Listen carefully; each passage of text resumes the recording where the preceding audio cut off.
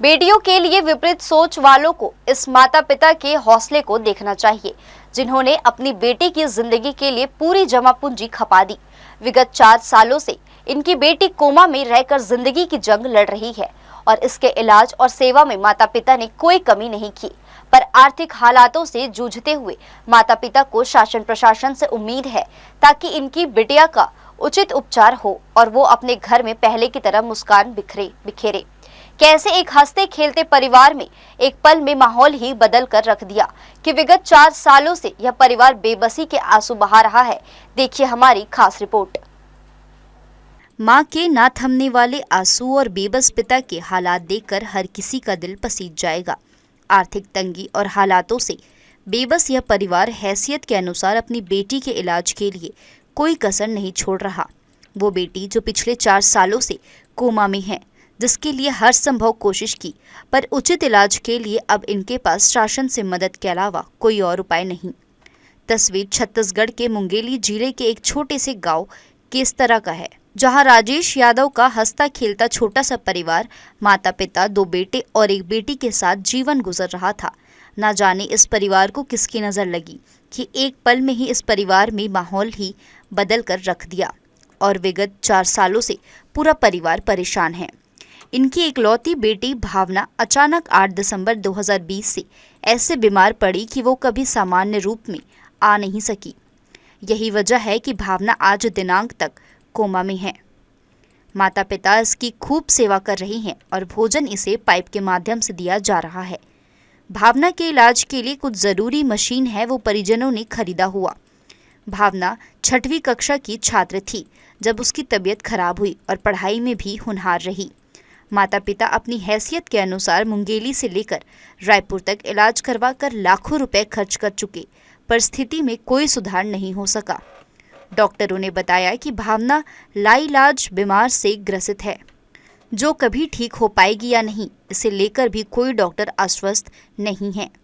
भावना के माता पिता ने भगवान का कोई चमत्कार हो इसके लिए कई मंदिरों में मत्था टेका, यहाँ तक कि बागेश्वर धाम तक पहुँच चुके हैं, लेकिन हालात बदल नहीं पाए। विशेषज्ञ डॉक्टरों ने इन्हें वेलूर जाने की सलाह दी है, पर परिवार के यह हालात नहीं हैं कि अपनी बेटी को वहां ले जा सके। ऐसा नहीं है कि इन्होंने शासन प्रशासन से मदद नहीं मांगी, पर स्थिति जब विपरीत हो तो फिर कोई सुनता कहाँ है।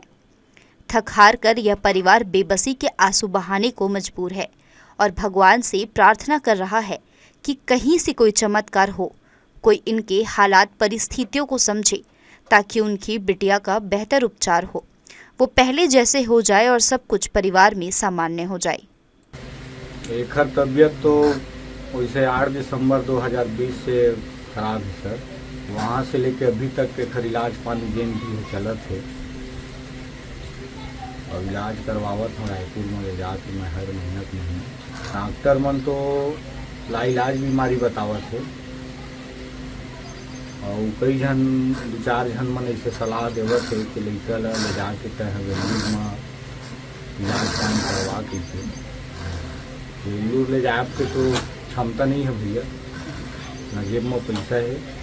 प्रशासन नेता से आज तक के मोला कोई भी प्रकार के मोला सहयोग नहीं मिले भैया। अब इलाजे चाहत हम भैया, मैं लड़का की इलाज हो जाए मेरे बढ़िया से मिलते।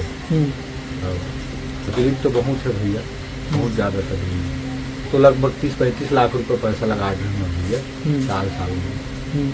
हाँ, 30 से 35 लाख रुपए पैसा लगा रहे और बस शासन प्रशासन से मैं गुहार लगावत हूँ कि मोर लड़का के इलाज हो जाए भैया अच्छे से। भावना ना है 5वीं पढ़त रही से अब अचानक बीमार पड़ी से। अब दिन भर ओकरे सेवा में लगे रही था, नहीं हुआ कि लगते मन है।